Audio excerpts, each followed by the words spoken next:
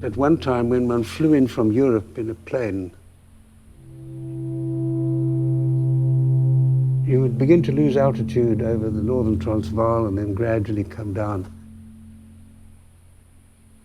And I could pick out places where I had stopped a car and pissed, or a place where I'd made love or taken a photograph. And that gave me a sense of land, yeah. I'm David Goldblatt. I started taking photographs in a very amateurish way in the late 40s. And I became a full-time photographer on the 15th of September 1963. Apartheid began to penetrate every aspect of life in South Africa. And so this affected me deeply. I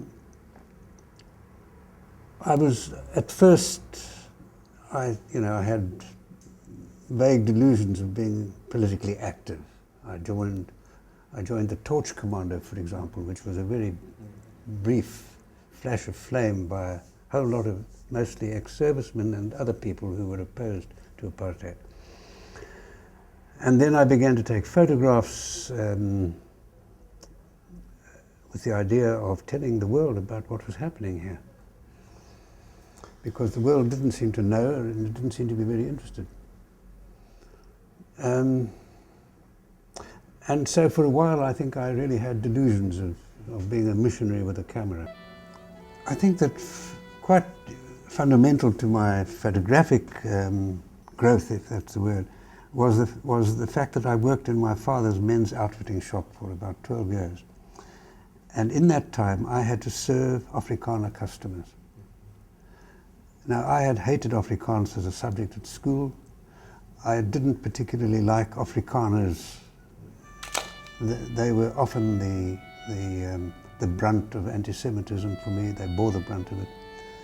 The Ossewa Brandwacht was a very powerful organization during the war, and of course most of the policemen that I knew or that I saw were Afrikaners.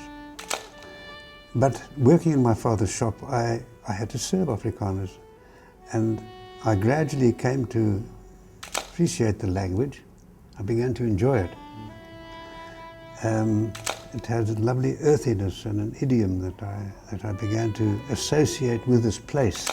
And many of the people were really very fine people. I had very few clients when I started off as a professional in 1963. I had no clients. And so I occupied myself by photographing things that I felt I wanted to look at. And having grown up on in a town surrounded by gold mines, and knowing many of the mining people from those mines, I wanted to look at mines more closely, and so I started photographing the dying gold mines, and that led to other things. During the period 1983 to 1993, those 10 years, I traveled the country in a Volkswagen camper that I had bought specifically to enable me to photograph structures in South Africa, because structures, I realized, in this country were an extraordinary expression of our values, going on from what I had spoken about before. And I wanted to explore that and look at these structures as expressions of value, not as architecture, not as interesting buildings, but as expressions of value.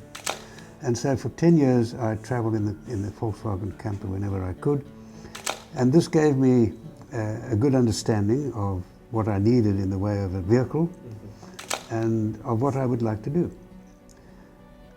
That project eventually came to an end in 1998 after I'd spent 5 years of writing and research, putting it all together, and that became a book and an exhibition.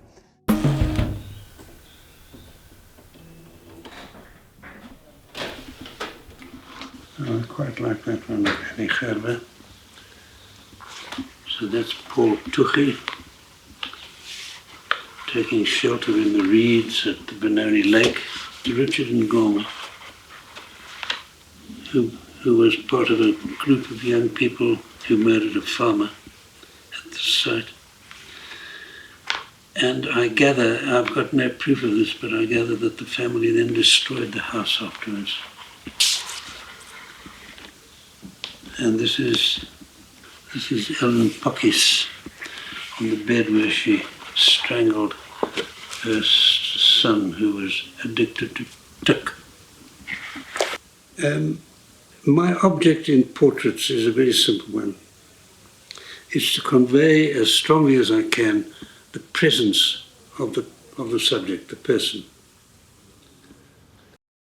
I suppose photography has been to me a vehicle or a justification or a reason or a license for doing things that were otherwise impermissible or not easy in our society. Without a camera, I didn't have a good reason for going to Soweto in 1970 and then 1972 and spending months there. I mean, whatever you told me, that's all what we want. But this is the same place. Sharp. But with the camera, I was for the first time able to expand my experience of other people's lives in South Africa. On my left, Rhodes must fall, and Rhodes is not falling, he's rising here. And a very strange thing is happening here. I don't know, there must have been 2,000 or 3,000 people there. And when Rhodes's statue was lifted by this crane, 2,000 pairs of arms went up like this in some sort of ritual. I couldn't understand it until I realized that in every pair of those arms was a camera.